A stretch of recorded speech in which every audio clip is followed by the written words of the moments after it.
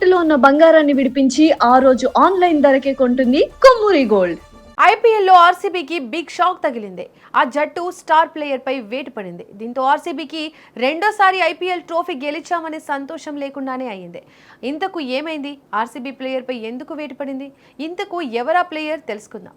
అహ్మదాబాద్లోని Narendra Modi stadium వేదికగా Gujarat Titans royal Challengers Bengaluru మధ్య జరిగిన టాటా ఐపీఎల్ 2026 ఫైనల్ మ్యాచ్ తీవ్ర ఉత్కంఠ రేపడమే కాకుండా ఒక వివాదానికి కూడా కేంద్ర బిందువైంది.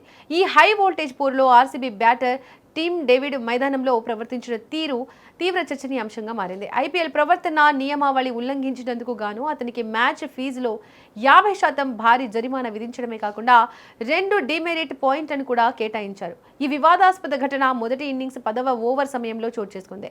ఒక వికెట్ పడిన తర్వాత తీవ్ర నిరాశకు లేదా అసహనానికి లోనైన టీమ్ డేవిడ్ మైదానంలో ఉన్న అంపైర్ నితిన్ మీనన్ వైపు కోపంతో ఐస్ బ్యాగ్ను విసిరాడు.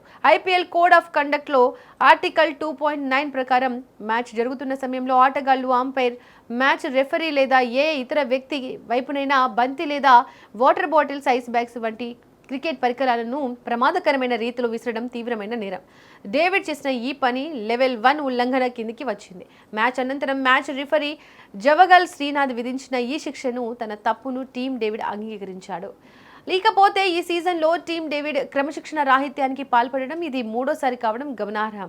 గతంలో మ్యాచ్ 20లో మొదటిసారి నిబంధనలు ఉల్లంఘించి ఒక డిమెరిట్ పాయింట్, ఆ తర్వాత మ్యాచ్ 54లో రెండోసారి తప్పు చేసి మరో 2 డిమెరిట్ పాయింట్లు లీగ్ దశలోనే మూటగట్టుకున్నాడు. తాజా ఫైనల్ మ్యాచ్తో కలిపి ఇతని ఖాతాలో మొత్తం 5 డిమెరిట్ పాయింట్లు చేరాయి. ఐపీఎల్ నిబంధనల ప్రకారం 5 డిమెరిట్ పాయింట్లు వస్తే ఒక మ్యాచ్ సస్పెన్షన్ వేటు పడుతోంది. ఈ కారణంగా ఐపీఎల్ 2027 తదుపరి సీజన్లో రాయల్ ఛాలెంజర్స్ బెంగళూరు ఆడే మొదటి మ్యాచ్కైనా లేదా అప్పటికి అతను ప్రాతినిధ్యం వహించే ఫ్రాంచైజీ తొలి మ్యాచ్కైనా టీమ్ డేవిడ్ దూరం కానున్నాడు. ఫైనల్ లాంటి ప్రతిష్టాత్మక మ్యాచ్లో ఇలాంటి ప్రవర్తన ఆర్సీబీ అభిమానులను సైతం తీవ్ర నిరాశకు గురిచేసింది.